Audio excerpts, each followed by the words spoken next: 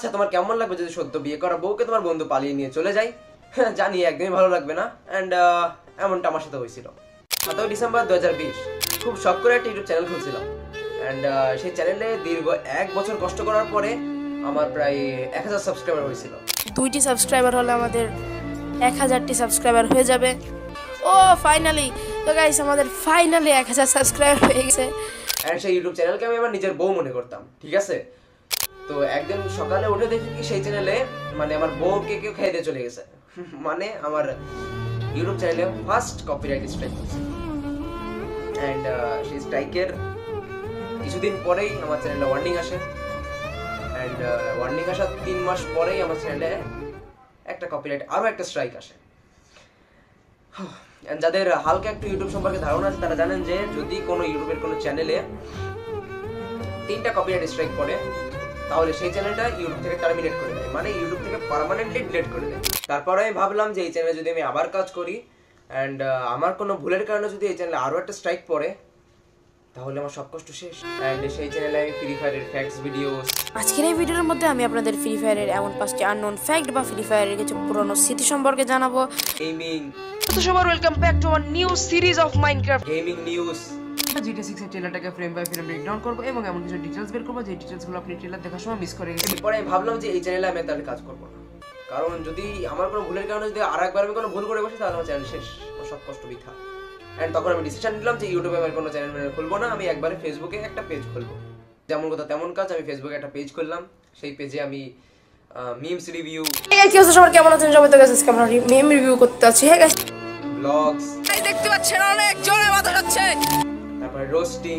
তো গাইস আজকের ভিডিওর মধ্যে আমি আপনাদের শিখাবো কি করে ভাত খেতে হয়, ঠিক আছে? তো কানে হেডফোন দিয়ে চলে আসুন। অ্যান্ড সেই পেজে আমি সব ধরনের ফানি ফানি কন্টেন্ট ট্রাই করছিলাম। হঠাৎ করে একদিন আপনারা সবাই যেমন জানেন প্রিন্স মামুন এবং লাইলার যে গ্যাঞ্জামটা হয়েছিল, লাইলার মুখ ফাটাই দিয়েছিল প্রিন্স মামুন মাইরে। তো সেই বিষয়ে আমি একটা রোস্টিং ভিডিও বানাইছিলাম, বলতে গেলে একটা খোঁচা মারা ভিডিও বানাইছিলাম। সেই ভিডিওটার মধ্যে 24 ঘন্টার মধ্যেই প্রায় 60,000 ভিউ করছে। অ্যান্ড তখন আমি বুঝে গেছিলাম যে এখন আমার কি করতে হবে, মানে আমার লাইন পুরো একদম সোজা ছিল যে এখন আমার কি করতে হবে সেটা আমি বুঝে গেছিলাম। তো সেই জন্য ইউটিউবে আমি আরো একটা চ্যানেল খুললাম যে না এবার হয়তো আমি সেই ভুলগুলো করবো না যে এই ভুলগুলো আমি আগেরবার করছিলাম। অ্যান্ড সেই চ্যানেলটার নাম দিলাম আমি। আর আপনারা হয়তো আমাকে 3 থেকে 4 মাস যাবত ছিলেন, কিন্তু এই ফিল্ডে ভিডিও বানাইছি প্রায় ছোটবেলা থেকে বলতে গেলে। যখন আমি ক্লাস 7-এ পড়ি তখন আমি আমার ফার্স্ট ইউটিউব চ্যানেল খুলছিলাম। অ্যান্ড আপনারা বলতে পারেন যে এখানে থাকতে থাকতে এই ফিল্ডে আমি পেকে গেছি পুরো। ছোটবেলা থেকে এখান থেকে মারা খাইতে খাইতে আমি একটা জিনিস ভালোভাবে নিয়েছি, সেটা হচ্ছে অভিজ্ঞতা বা এক্সপিরিয়েন্স। আমি থাকতে থাকতে অনেক কিছু শিখছি, যেমন video editing, video story telling, তাছাড়াও কীভাবে ভালোভাবে কথা বলতে হয়। তাছাড়া সব থেকে ভালো যে জিনিসটা শিখছি সেটা হচ্ছে একটা পারফেক্ট একটা ভিডিও বানিয়ে কী করে অডিয়েন্সের সামনে প্রেজেন্ট করতে হয়। অ্যান্ড যদি আজ বাদে কাল যদি আমার কোনো ইউটিউব চ্যানেল বা পেজ না থাকে তাহলে আমি মানুষের এডিটিং করে যেটাকে কামাইতে পারবো সেটাকে দিয়ে হাজার আমি চকলেট খেতে পারবো। আমি আমার প্রত্যেকটা ভিডিওতে চেষ্টা করি যাতে আমার 100% আমি সেই ভিডিওটা রেডি করতে পারি।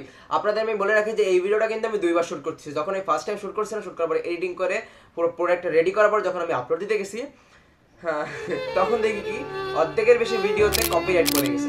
মানে একটা মিউজিক ইউজ করছিলাম, সেই মিউজিক সম্পূর্ণ ইউজ করছিলাম, এই জন্য সম্পূর্ণটাই কপিরাইট করে গেছিলাম। কিন্তু আমি চাইলে পারতাম যে সেই ভয়েসটা চিপাই চুপাই দিয়ে কোনোভাবে সেটা ম্যানেজ করে আপলোড করতে, কিন্তু আমি কোয়ালিটির সাথে কোনো প্রকারের কম্প্রোমাইজ করতে চাইনি। অ্যান্ড আমি সবসময় চেষ্টা করি যে আমার 100% দিয়ে যেন আপনাদের সামনে একটা ভালো একটা প্রোডাক্ট আমি রাখতে পারি। অ্যান্ড অনেকে আমাকে প্রশ্ন করে যে আমার ভিডিওগুলো এত দেরি করে কেন আসে।